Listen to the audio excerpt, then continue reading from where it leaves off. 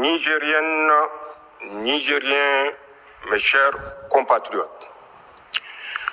Demain, 18 décembre 2024, par la grâce d'Allah subhanahu wa ta'ala, le clément et le miséricordieux, nous célébrerons le 66e anniversaire de la République du Niger.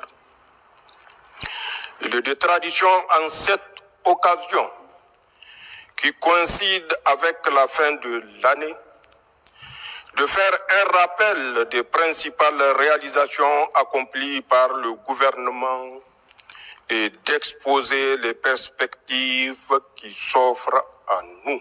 Cependant, dans le contexte actuel, marqué par la nouvelle vision dans laquelle notre pays s'est inscrit, depuis la prise du pouvoir le 26 juillet 2023 par le Conseil national pour la sauvegarde de la patrie, je voudrais surtout réfléchir avec vous, mes chers compatriotes, sur l'essence même de notre République, de sa proclamation en 1958 à nos jours.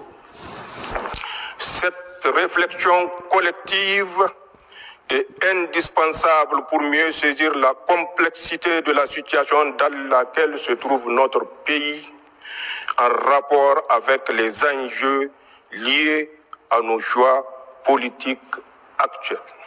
Elle est aussi pour mieux saisir le chemin parcouru dans notre combat patriotique pour la sauvegarde de notre pays et pour le raffermissement de notre volonté de bâtir un Niger nouveau, garantissant un avenir meilleur pour tous ses fils. Nigériennes, Nigériens, mes chers compatriotes, la célébration de l'anniversaire de la proclamation de notre République intervient cette année dans un contexte particulier marqué par l'affirmation par le peuple nigérien de sa souveraineté suite à la prise du pouvoir par les forces de défense et de sécurité regroupées au sein du CNSP.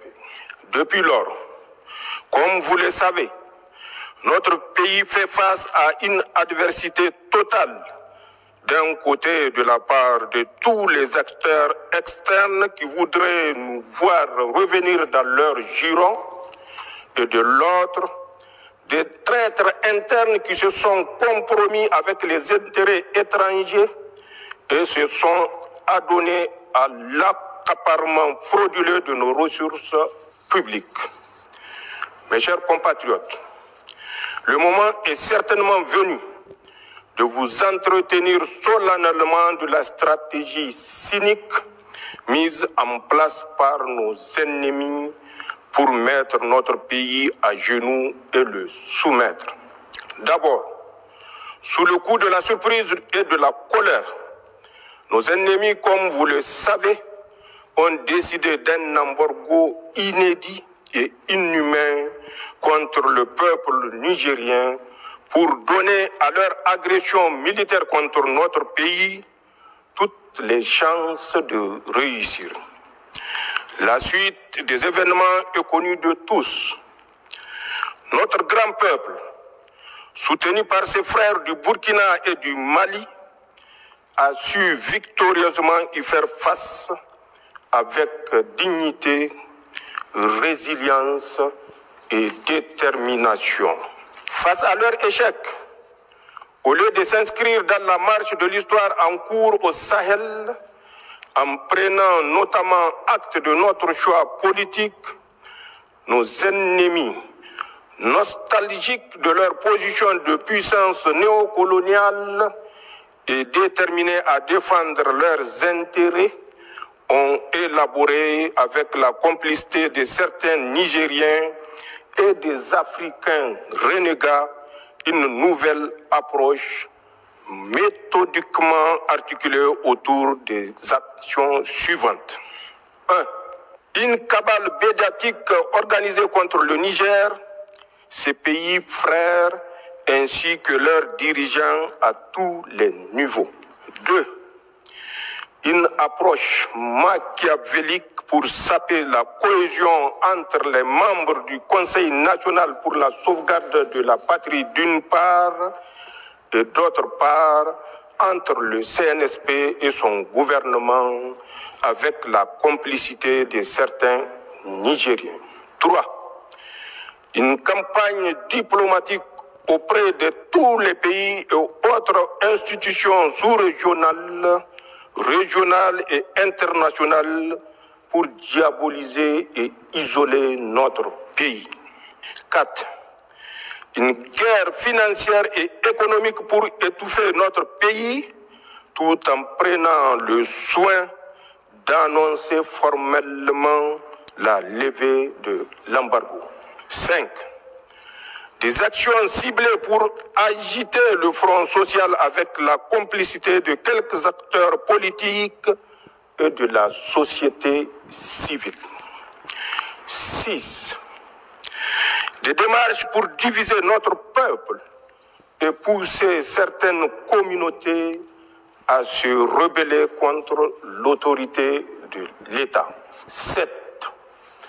L'installation de bases militaires, d'unités mixtes de déstabilisation et de cellules de renseignement dans certains de nos pays voisins dans une stratégie sordide d'encerclement du Niger et des pays de la Confédération pour nous maintenir en permanence sous pression sécuritaire. 8. Enfin, la formation, le renseignement, le soutien financier et matériel à des groupes terroristes ainsi que leur encadrement et accompagnement sur le terrain des opérations. Nigériennes, Nigériens, mes chers compatriotes, comme vous pouvez le constater, ceux qui nous combattent pour nos choix politiques ont juste changé de méthode. Ils continuent encore, par leurs actions perfides et subversives, à nous faire véritablement la guerre. C'est le lieu de rendre un vibrant hommage à nos forces de défense et de sécurité qui, souvent, au prix du sacrifice suprême, protègent l'intégrité de notre territoire et assurent la sécurité ainsi que la stabilité de notre pays. À leurs veuves et leurs orphelins qu'ils trouvent ici, l'expression de notre compassion et notre soutien total. C'est également le lieu de rendre un vibrant hommage à l'ensemble du peuple nigérien, nos concitoyens des villes, des campagnes et de la diaspora. J'aimerais ici vous dire que je sais ce que vous êtes en train d'endurer en termes de privation et de vie chère. Je mesure les sacrifices que vous êtes en train de consentir pour notre dignité retrouvée, pour la souveraineté de notre pays et pour que notre cher pays, le Niger, reste debout dans l'indépendance. Je salue votre résilience, votre courage dans l'épreuve, votre patriotisme et votre sens de l'histoire. Vous avez décidé qu'il vaut mieux la dignité dans la souffrance au confort dans l'asservissement.